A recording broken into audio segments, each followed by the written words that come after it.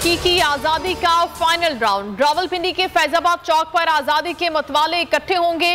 Iqbal park में खैमाबस्ती सज गई। हुकूमत इमरान खान के एहतजाज से खौफजदा। जुड़वा शहरों को कला बना दिया। कहीं खंदकें खोदी, कहीं सड़कों पर खारदार जाल बिछा दिए। शहर में हर तरफ कंटेनर्स ही कंटेनर्स। पुलिस और सिक्योरिटी फोर्सेस को ताकत के इस्तेमाल की इजाजत दे दी गई।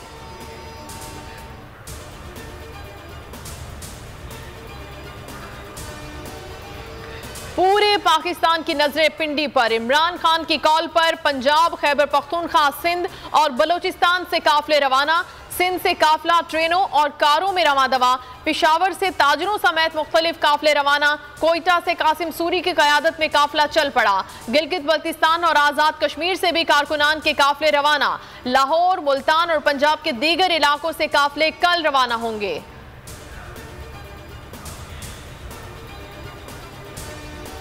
इंतजामिया ने परेड ग्राउंड में हेलीकॉप्टर लैंडिंग की इजाजत नहीं दी। पहले कहा GHQ से इजाजत लेकर आए, वहां से इजाजत मिल गई तो ये मुकर गए। PTI के रहनुमा अली नवाज अवान की बोल न्यूज से खुसूसी गुफ्तगू। कहा इस्लामाबाद हाईकोर्ट में दरखास्त दायर की है, फैसले का इंतजार है। अदालती फैसले के बाद लाए अमल बनाएंगे। अवाम के लिए जख्म बर्दाश्त किए। अवाम के लिए जख्मी हालत में पिंडी आ रहा हूं। कप्तान हकीकी आजादी मार्च के लिए तैयार। कल पिंडी पहुंचेंगे। वीडियो पैगाम में कौम से कल पिंडी पहुंचने की अपील। इमरान खान की जमान पार्क में रहनुमाओं और वफूद से मुलाकातें जारी।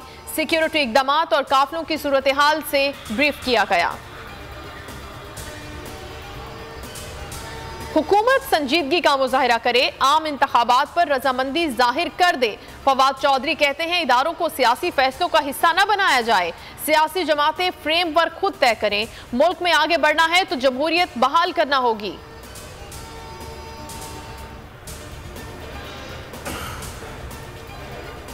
जनरल आसिम मुनीर नए army chief. General Sahir Shamshad Mirza chairman joint chief of staff committee होंगे। 3 साल की तकर्री का नोटिफिकेशन जारी। जनरल आसिम मुनीर 29 नवंबर को बतौर 17वें आर्मी चीफ कमान संभालेंगे।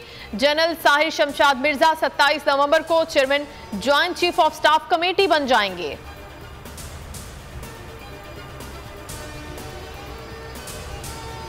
फौज का सियासत से दूर रहने का हतमी फैसला। PDM की सियासी मौत है। लोगों को गलतफहमी थी कि इमरान खान 25 दिन समरी पर बैठा रहेगा।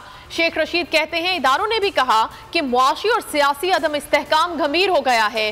सियासी इस्तेहकाम कबल वक्त इलेक्शन से आएगा। मारूफ कॉमेडियन इस्माइल तारा का जनाजा मस्जिद रवाना। नमाज जनाजा बाद नमाज जुमा बहादराबाद में अदा की जाएगी। इस्माइल तारा को ईसा नगरी कब्रिस्तान में सुपुर्द खाक किया जाएगा।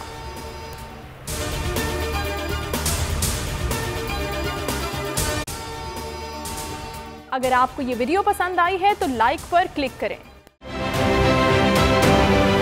आप ये समझें, ये जो हक है ना, हक पे खड़े रहना और हक को बोलना, ये दूर से लगता है तन्हा हो गए लोग। आप खान साहब को देखें, तन्हा दिखाई देने, सारी जमातें मिलकर उनके खिलाफ हैं। लेकिन आज भी पाकिस्तान की आवाम उस हक की आवाज़ के पीछे जो है 80% से ज़्यादा आवाम उनके साथ है। सेम एग्जैक्टली इसी तरीके से बोल की कहानी है भाई। बिल्कुल अलग आपको तन्हा दिखाई देगा, हर जगह आपको खड़ा हुआ नजर आएगा, हटेगा नहीं किसी चीज़ से, हक की इस पूरी चीज़ से।